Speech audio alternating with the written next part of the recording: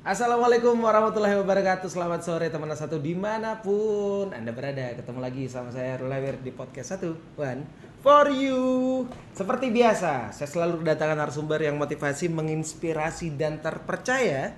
Dan sore hari ini saya kedatangan seorang kreatifpreneur, kayaknya masih muda tapi sudah memikirkan bagaimana bisa mengangkat sebuah kota menjadi lebih kreatif lagi. Ada Kakak Asriandi. Assalamualaikum. Waalaikumsalam warahmatullahi Selamat sore. wabarakatuh. Sore. Ini berarti dipanggil Kak Asriandi, dipanggil Andi. Boleh. Simple aja saja. Aman. Kandi, Ya, ini kan banyak yang bisa dikatakan kota itu jauh lebih maju ketika kota itu kreatif. betul. Ya kan? Apalagi kalau misalnya teknologi itu sudah tidak bisa dihalau lagi.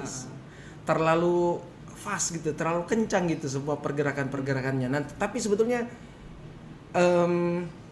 bagaimana sebetulnya kota itu dikatakan kreatif gitu? Apa sub-sub sektornya yang sebetulnya bisa mencapai kata sebuah kota kreatif? Soalnya untuk bicara tentang masalah ekonomi kreatif dalam sebuah perkotaan sebenarnya itu bakalan banyak hal yang bakalan kita kupas. Salah satunya tentang masalah untuk menghidupkan kota itu. Ya. Jadi sekarang kami kan kebetulan saya tergabung di salah satu organisasi namanya ACCN. Oke. Nah, di ACCN itu kami baginya beberapa namanya hexahelix. Oke. Nah, di hexahelix itu ada yang namanya pertama akademisi, kemudian ada pemerintah, government, kemudian ada pengusaha, terus ada media, komunitas, dan agregator. Investor. Agregator dia. Ya, oke. Nah, kemudian ya 6 ini yang bakalan terhimpun yang masing-masing untuk memikirkan sebuah kotanya untuk menjadi sebuah kota kreatif. Nah, kalau misalkan ini sudah terkonek dengan baik, ya kita percaya itu bakalan mudah untuk membuat kota ini menjadi kota-kota kreatif seperti itu. Oke. Jadi sebetulnya ada Hexahelix. hexahelix. Itu sebetulnya beberapa kayak semacam rantai makanan ya. Iya benar. Iya kan? Jadi bagaimana semuanya terintegrasi dengan baik, itulah bisa terciptanya ekonomi kreatif di sebuah kota. Iya benar. Tapi sebetulnya kalau misalnya ini kan semuanya ada beberapa tadi yang penting itu akademis, pemerintahan, terus juga apa lagi? Pebisnis, terus juga ada lagi media, terus juga komunitas, agregator. Ya kan? Nah, tapi ini semuanya sama-sama kuat nih, Kak. Ya kan? Tapi kalau misalnya kita lihat contoh deh Makassar dulu deh. Makassar sebetulnya dari sekian banyak aspek tadi itu yang menonjol apa, yang paling kurang apa? Justru lagi kalau kami lihat itu di Makassar itu sekarang sudah sangat efektif sekali tentang masalah perkembangan ekonomi kreatifnya. Apalagi kita lihat di daerah Losari ada Creative Hub Makassar Creative Betul. Hub. Itu sudah menjadi salah satu ekosistem tempat di mana teman-teman kreatif itu berkumpul di sana. Salah satunya. Dan itu banyak teman-teman yang dari luar juga untuk belajar ke situ. Dan saya lihat juga support dari pemerintah sebagai pemegang regulasi itu sangat besar sekali tentang masalah ekonomi kreatif yang ada di Kota Makassar. Oke, jadi saling support jatuhnya ya. Betul. Karena memang kita soalnya untuk berbicara tentang masalah ekonomi kreatif itu kita bakalan larinya ke masalah terkoneksi dan kolaborasi. Ya. Karena kita maunya adalah sama-sama untuk menjadi seorang pemenang di sini. Dan untuk memenangkan kota ini menjadi sebuah kota kreatif ya, maka dari 6 itu harus saling bekerja sama untuk membangun kota. Oke. Nah, ya kita semua tahu lah, Kak. Beberapa aspek itu harus berjalan bersamaan. Ya kan? Tapi kalau misalnya ada satu roda yang tidak berputar, Kak Ardi. Nah, itu sebetulnya contoh ya, kita ada beberapa, ada 7, ada 6 tadi ya. 6. Ada 6 ya. Jadi ada beberapa sebetulnya kesulitannya seperti apa? Karena kan kalau misalnya kita ngomongin soal yang nonton, ini kan ya tadi itu hexahelix tadi itu, ya kan. Jadi ada pemerintahan, ada komunitas, ada media, ada akademisi, ya kan. Terus juga ada agregator, ya kan, banyak gitu. Nah, bagaimana kalau misalnya satu kondimen aja tidak support gitu, atau mungkin tidak maju bareng gitu, Kak? Biasanya memang ada beberapa kendala sih sebenarnya. Kan? Cuman di awal itu biasanya kalau kita bicara tentang masalah ekonomi kreatif, yang paling penting itu adalah connecting, terhubung dulu di antara itu semuanya. Makanya untuk mengarah ke sana, dan untuk mengantisipasi hal-hal yang seperti itu biasanya dalam beberapa daerah atau beberapa kota itu dia membuat yang namanya musrembang kota kreatif atau musrembang kreatif. Jadi yang 6 ini itu bisa disatukan di situ untuk sama-sama kita menyatukan tentang masalah visi dan misi dari kota ini mau dibawa seperti apa. Karena kan biasanya dalam musrembang itu kadang ada yang kayak misalkan, oh ini identitas kota kita bakalan dibawa kemana nih, seperti itu. Kayak contoh kecil yang Makassar ya. Makassar kan sekarang sudah berubah jadi sebagai kota makan enak. Makan enak, iya betul. Nah, seperti itu contohnya. Oke, ini sebelum kita jauh nih, karena kan mungkin teman satu juga akhirnya tidak terlalu masih di kulit-kulitnya aja. Benar. Kita mau tahu langsung aja deh, contoh bagaimana sebetulnya kota yang sudah mencakupi ekonomi kreatif misalnya. Jadi yang kayak contoh-contoh yang kita bisa lihat langsung gitu ketika akhirnya kita jalan-jalan kalau Pantai Losari mungkin atau mungkin kemanapun, itu kita bisa oh ternyata kota saya ini adalah kota ekonomi kreatif gitu. Salah satu unsurnya sebenarnya itu kota yang Alasasi sebenarnya. Tapi kalau misalkan kita mau lihat ini skala Indonesia ya, kalau misalkan kita mau lihat kota yang sudah menjadi salah satu kota ekonomi kreatif itu bahkan diakui oleh UNESCO, itu adalah salah satunya kayak Pekalongan. Pekalongan itu sudah identik sebagai kota batik. Nah, kemudian Bandung sebagai kota desain, kemudian Jakarta sebagai kota literasi, kemudian Ambon sebagai kota musik karena memang di sana hampir musik punya. Nah, itu kan sudah ada nilai tersendiri, karakter tersendiri dari sebuah kota itu. Nah, itu yang coba kita dorong di SCCN itu bagaimana sebuah kota bisa melihat tentang masalah identitas kotanya itu. Seperti itu. Oh, jadi kayak misalnya akhirnya bisa terciptanya ciri khas ya. Nah, benar, karena kan kita kan sebenarnya kembalinya ke fondasinya awal itu adalah masalah kebudayaan. Indonesia ini kan banyak kebudayaan sebenarnya. Jadi di ekonomi kreatif itu kita mencoba untuk menggali bagaimana sebuah kota ini dia bisa menentukan tentang masalah identitas kotanya tanpa melupakan tentang masalah identitas kebudayaannya. Oh, gitu. Jadi sebetulnya kan kalau misalnya kita ngomongin lah soalnya contoh kota Ambon, dia ciri khasnya kota musik. Tapi bukan cuman musiknya akhirnya yang ketika kita ke Ambon gitu yang menjadi ciri khas gitu, mungkin juga kulinernya, mungkin juga apanya, budayanya dan segala macam.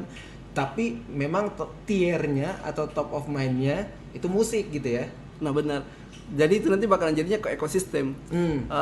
Kita kembali ke Sulsel lah, karena kita ulangnya Sulsel, kita lihat Makassar. Makassar itu kan identitasnya sudah kuat banget, dia sudah kelihatan sekali. Akhirnya apa terjadi? Ekosistemnya itu terbentuk, mulai dari kuliner.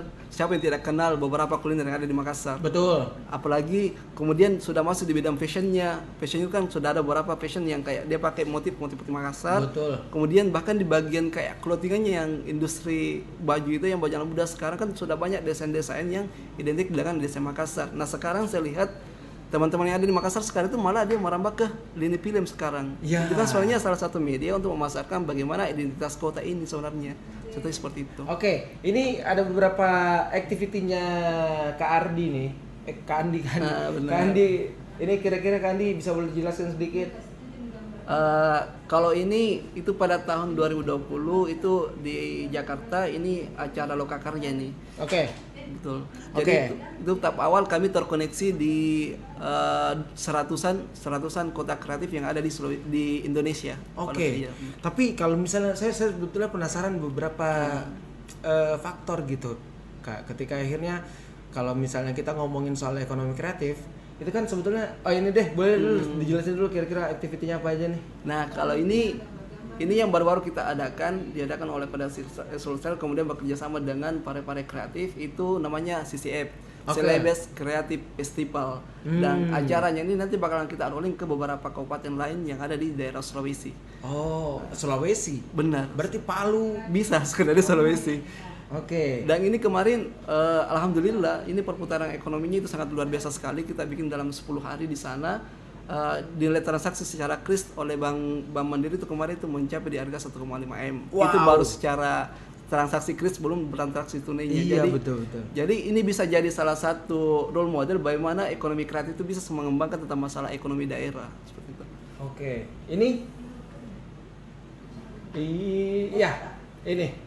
Ini masih ya? Masih ini yang di Jakarta nih kemarin. Oh, di Jakarta. Nah, ini salah satu kegiatan yang di Pare-Pare yang kita kumpulkan para pelaku komunitas yang kemudian kita merembuk sama-sama untuk memikirkan tentang masalah identitas kota Pare-Pare yang ini. Jadi semua ada masukan. Oh, Parepare seperti ini, Papariconya seperti ini. Ya.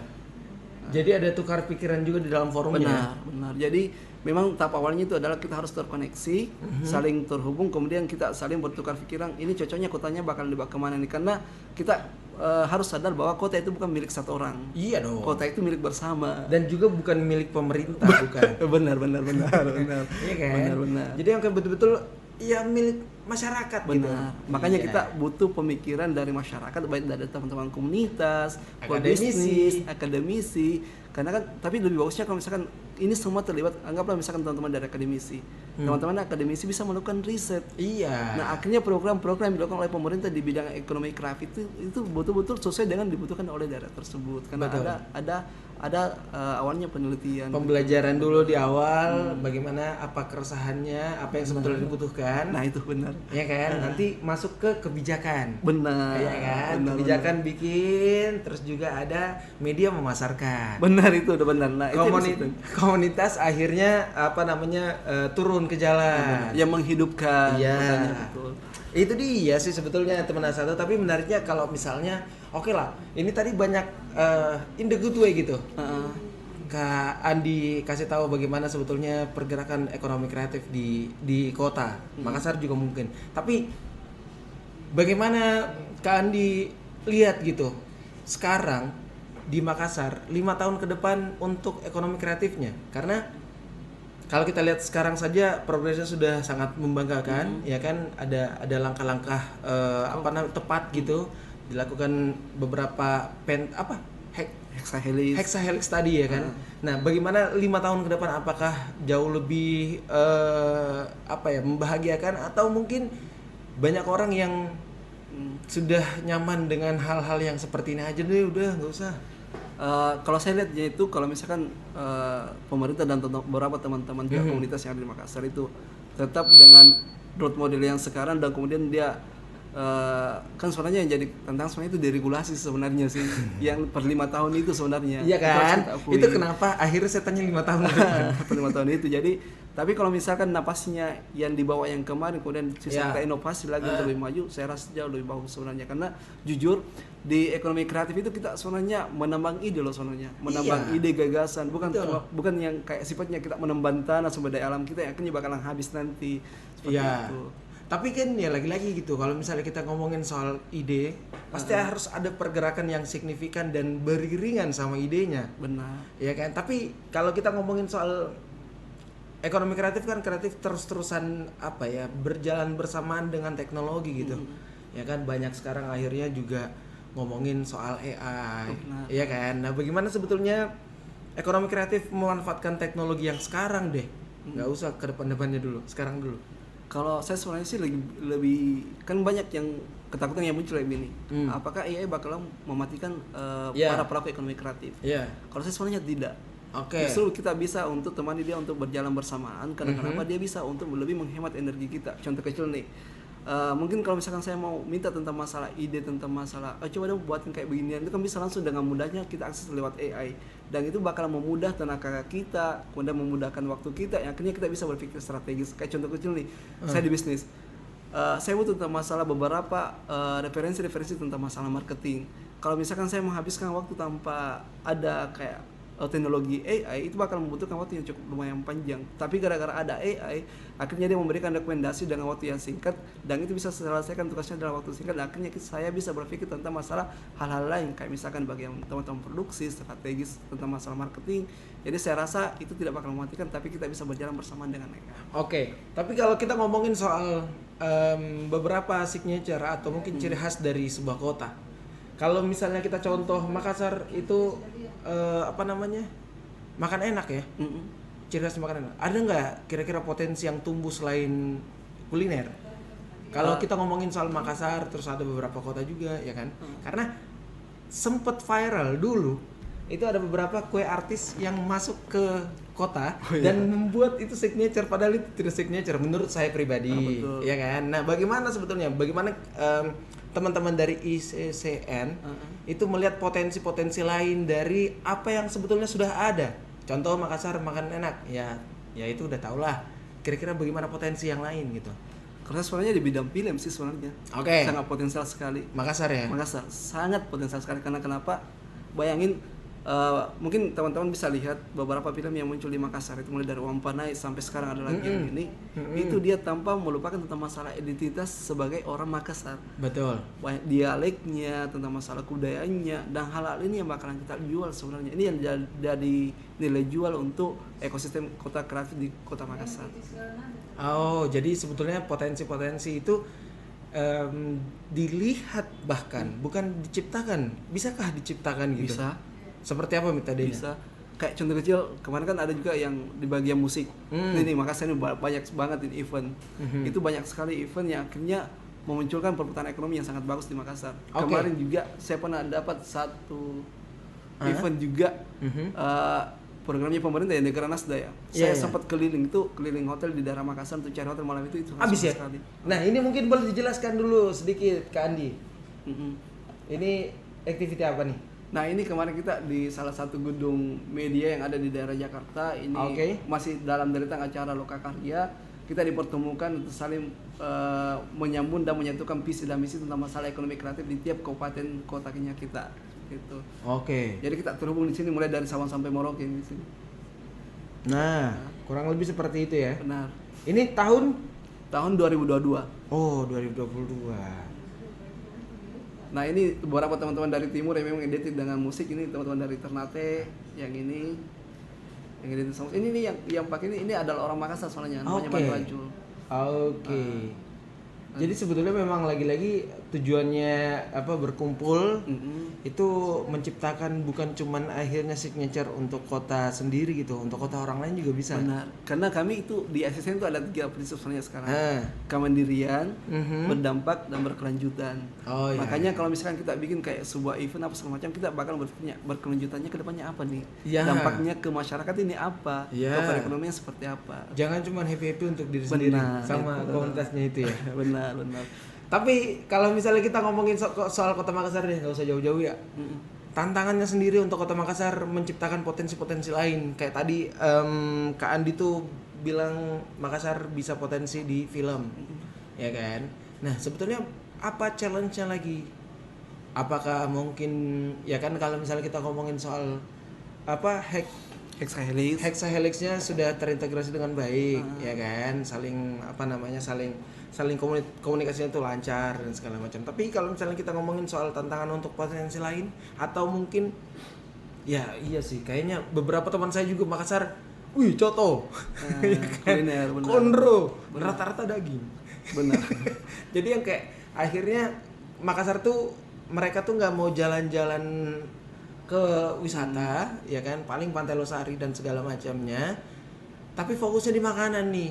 Nah, itu kan sebetulnya kalau misalnya beberapa tenan makanan akhirnya ada di Jakarta, orang Jakarta pun nggak bakal ke Makassar lagi. Pepsinya beda sih soalnya. Karena orang itu bakalan berkunjung ke suatu tempat atau membeli sesuatu zona itu kan ada faktor suasana sebenarnya. Betul. Nah, cuman kan kalau misalnya pengen icip, contoh, ya kan? Karena kan kalau misalnya kita bukan di daerah situ, itu kan gambling kan, suka tidak suka gitu. Menurut mereka enak, ya belum tentu menurut saya gitu. Itu kan kalau nyobain kan mungkin nggak mesti jauh ke Makassar. Nah, tapi kalau misalnya ngomongin soal challenge-nya, tantangannya, kira-kira akhirnya menumbuhkan potensi lain, itu seperti apa? Yang potensi lain yang kayak misalkan di bidang mana nih? Di sektor apapun, misalnya kayak Makassar. Makassar potensinya film. Nah, bagaimana menumbuhkan bukan cuma film gitu loh? Kalau sekarang kalau di Makassar ya, kalau saya lihat ya, karena sebenarnya di SSN kan saya sebagai di sekretaris Korda. Jadi kita bicara tentang masalah Sulawesinya nih sebenarnya. Boleh. Nah, kalau di Makassar itu yang saya lihat adalah ekosistemnya memang sudah tumbuh. Kenapa saya bilang ekosistem semua tumbuh? Kayak misalkan di brand-brand fashionnya, itu kan salah satu sektor yang di bagian bidang subsektor ekonomi kreatif kan sekarang kan kemarin kan 17, sekarang itu sudah diumumkan sama kementerian itu sudah menjadi 20-an, 26. Betul. Nah, salah satunya itu kan di situ fashion, kemudian kuliner, geria, kemudian sekarang ini ada game sudah masuk game, kemudian desain komunikasi visual. Nah, siapa yang nggak tahu di Makassar saya pertunjukan di Makassar itu sudah jalan semua ekosistemnya. Cuman untuk menjahit ini semua itu bagusnya kalau saya saran dia sebenarnya paling bagus ketika misalkan pemerintah sebagai pemegang regulasi atau misalkan di bagian dinasnya adalah dia bakal mengeluarkan tentang masalah calendar event. Karena kenapa yang kita mau tarikin adalah bagaimana orang datang ke kota, kemudian kalau bisa tinggal di kota, kalau perlu lagi dia bisa berinvestasi di kota tersebut. Itu yang kita harapkan. Karena perputaran ekonominya pasti bakalan muncul di situ. Ya. Satu dinas ya, kebudayaan sama pariwisata sama nggak? Iya. Sama ya. Ya. Oke, tapi ya kalau misalnya Makassar sudah maju ya kan, sudah on progress sesuai lah. Tapi kalau misalnya kita ngomongin soal beberapa kota yang akhirnya butuh gitu. Nah, Kabupaten kota, masukkan kabupaten ya. Benar. Nah, itu sebetulnya seperti apa? Apa namanya? Ini kan mungkin ya lagi-lagi ya bisa jadi bahan pikiran juga untuk teman satu gitu. Sebetulnya apa yang dibutuhkan sebuah kota untuk jauh lebih menonjolkan potensinya dan akhirnya menjadi signature. Nah, sebenarnya itu yang seperti itu kita cuma bisa membantu untuk memetik sebenarnya, karena yang mengetahui tentang masalah identitas kotanya itu adalah orang yang tinggal di kota itu, seperti itu. Jadi tugas kami di SCCN sebagai koordinator daerah Sulawesi Selatan itu kan kita di Sulawesi Selatan kan ada 24 kota. Ya, kemudian kemarin kita alhamdulillah kita sudah aktifasi 22 kota, sisa 2 kota lagi daerah Toraja sama Toraja Utara itu yang mau kita aktifasi. Nah, akhirnya kita bisa melihat karena kan di bawahnya kami itu masih ada Korkap koordinator kabupaten itu yang kita bantu untuk dorong coba analisa bagaimana potensi kotamu dan supaya itu bakalan bisa untuk kita memunculkan tentang masalah identitasnya. Kayak contohnya kecil nih Bulukumba. Nah, Bulukumba itu di sana namanya Bulukumba Creativity Network yang di sana itu sudah terhubung juga. Nah, akhirnya apa yang terjadi kemarin kita sempat ada event yang dibikin yang pemerintah Bulukumba adalah Festival Finisi.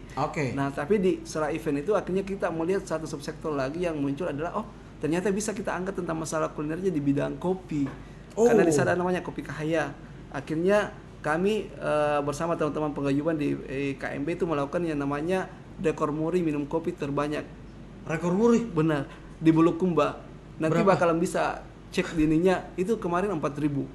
4.000? Tapi pendaftarnya itu sudah sampai 11.000 kemarin pendaftar. Jadi ada 11.000 orang yang gak tidur gara-gara minum kopi di Bulukumba? Enggak. Jadi itu salah satu jadi daya tariknya, ternyata dari sisi pariwisatanya ternyata bisa kita dari sisi kulinernya. Contoh kecil yang di Bulukumba. Nah, akhirnya apa yang terjadi di situ? Akhirnya itu jadi nilai plusnya ketika misalkan kita mau mengajukan kayak anggap misalkan ini boleh nih masuk dalam event canning, event nasional. Nah, itu.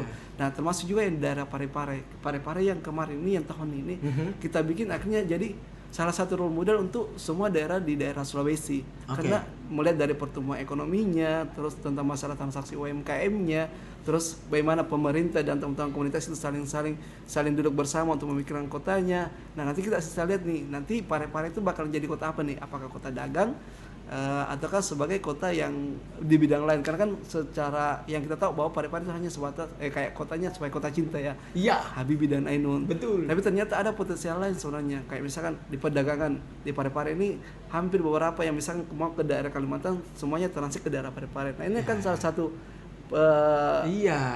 untuk perekonomian sebenarnya. Kayak gitu. Oke, menarik sebetulnya. Ya kan, jadi betul-betul bagaimana caranya teman-teman memperkirakan beberapa kabupaten kota itu tepat tuju ketika akhirnya kita ngomongin soal potensi yang ada di kotanya ya. Nah, terakhir Kak Andi boleh kasih tahu teman satu kira-kira bagaimana caranya untuk membantu teman-teman di ICCN atau mungkin dimanapun Hexahelix tadi itu bagaimana caranya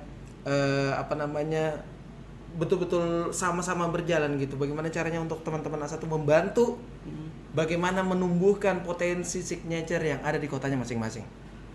Proses sebenarnya sih pertama terconnect. Itu kita harus betul-betul terconnect supaya kenapa kita bisa untuk menentukan tentang masalah visi dan misi kota kita. Jadi kita bisa saling terhubung, bacanya terhubung. Ya salah satunya adalah kita bikin namanya Musrembang Kota Kreatif. Yang dimana nanti bakalan yang hadir itu adalah pemerintah, pelaku bisnis, komunitas, media, akademisi dan agregator. Nah, nanti yang ini yang bakalan memikirkan sama-sama tentang masalah identitas kotanya ini mau dibawa seperti apa. Nanti setelah menyelesaikan permasalahan di situ baru kita bisa untuk masuk ke tentang masalah apa nih nanti yang bakalan bisa kita bikin karya yang nanti bakalan menghasilkan sebuah ekonomi di situ. Apakah mungkin dari segi kulinernya kita bakalan angkat, apakah dari segi fashionnya, filmnya dan beberapa hal lain yang berhubungan dengan sub ekonomi kreatif. Oke, Kak Andi terima kasih banyak Sukses terus, salam buat teman-teman di ICCN ya. Salam. Dan beberapa proyek-proyek yang mungkin bakalan jalan, ada beberapa mungkin agenda event yang annual ya. Iya, yang, benar. Yang tahun-tahun terus-terusan ada. Oke, terima kasih banyak. Teman A1 juga terima kasih banyak. Nanti kita ketemu lagi setiap hari Selasa jam 4 sore hanya di TVRI Sulawesi Selatan. Kalau begitu, Kak Andi dan Rulawir pamit, sampai ketemu lagi di podcast 1 For you.